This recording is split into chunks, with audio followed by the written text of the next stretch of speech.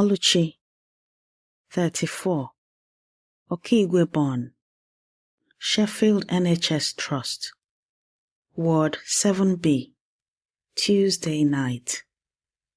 She is standing in the doorway of Bay 4, a clipboard against her chest, and she is watching something go wrong in slow motion.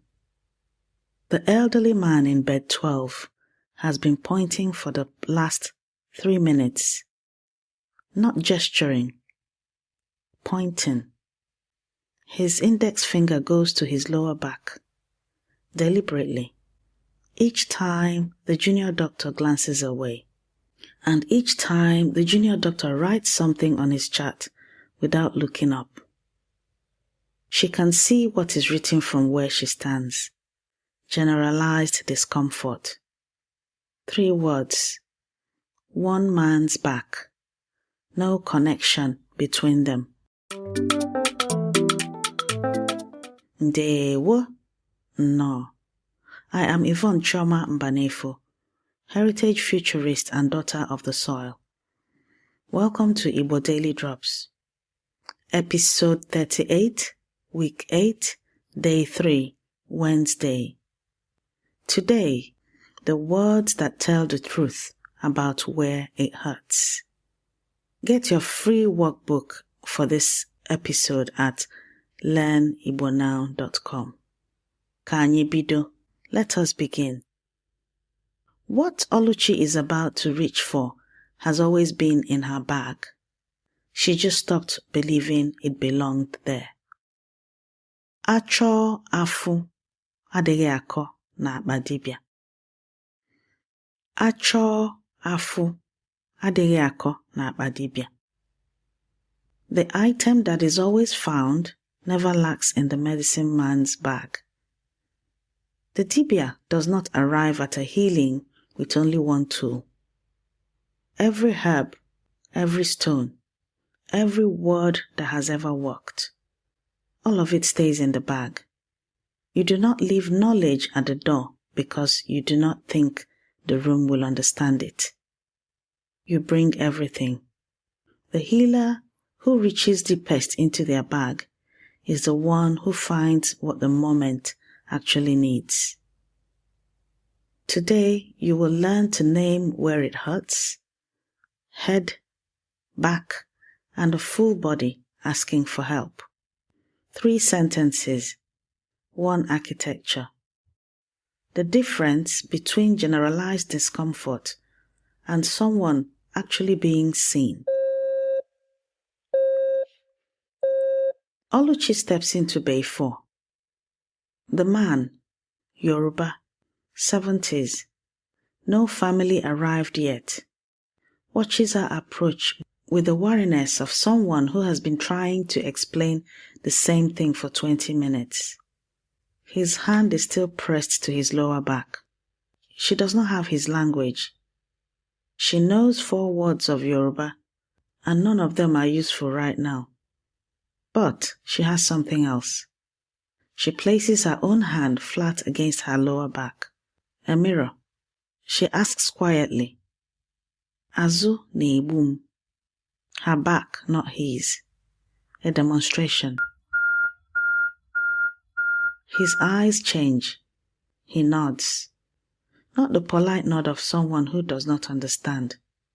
The sharp, grateful nod of someone who has finally been heard.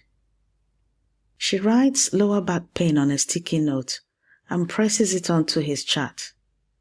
The junior doctor does not say anything. He crosses out generalized discomfort. These 2 facts are related. An hour later, at the nurse's station, Oluchi's phone buzzes. An elderly Igbo woman has come in from Birmingham. Daughter is 40 minutes away. No staff on shift tonight speak any Yoruba or Igbo. Bay 2. The woman is small, folded slightly forward in the bed, and she is doing what Oluchi's grandmother used to do when she was in real pain. Very still, very quiet, conserving everything. Oluchi sits beside her. She asks, Isi na-egbu m, and touches her own head. The woman shakes it. Azụ na-egbu m, her own back. Again. No. Then the woman speaks, low, like she's been holding it. Ahụ na-egbu m. Not one place. Everything. The whole body. Announcing something systemic. Oluchi stands up. Her voice, when she calls down the word, is steady, and it is fast. This is total body pain. Could be sepsis. We need to move now. The nurse's posture shifts. The night changes. Biko nyere m aka, ahụ na-egbu m. Please help me, my body hurts. The woman had been saying it in the only architecture she had. Oluchi reached into her bag and pulled out the tool that fit. I have sat with patients who could not explain their pain in English and watched what happened when I stopped translating and started speaking. The shift is immediate. The body relaxes. The information comes out correctly. Professor Uchenna Nwosu, Medical Director, Apex Medical Center, Ibupu, and Professor of Obstetrics and Gynecology at East Tennessee State University College of Medicine, documented this in 2009. In his foundational work, Ntapi Asụsụ Bekee Ụfọdụ, nke ndị dọkịta n'ọnụ Igbo, he observed that an Igbo patient will rarely name a disease in Western terms. Instead, they will name the symptom by identifying the exact body part. Isi na-egbu m. Azụ na-egbu m. The architecture of Igbo pain expression is anatomically precise, far more so than generalized discomfort. The language was the diagnosis. It was the chart that was missing it. Other indigenous medical traditions understood this centuries before Western clinical training. Ayurvedic medicine in India mapped the body through specific location naming, not system or organ, but place. Localize first, theorize after. Igbo medicine knew the same thing. And modern psycholinguistics has confirmed what Oluchi's grandmother practiced. People report pain less accurately and less precisely in their second language.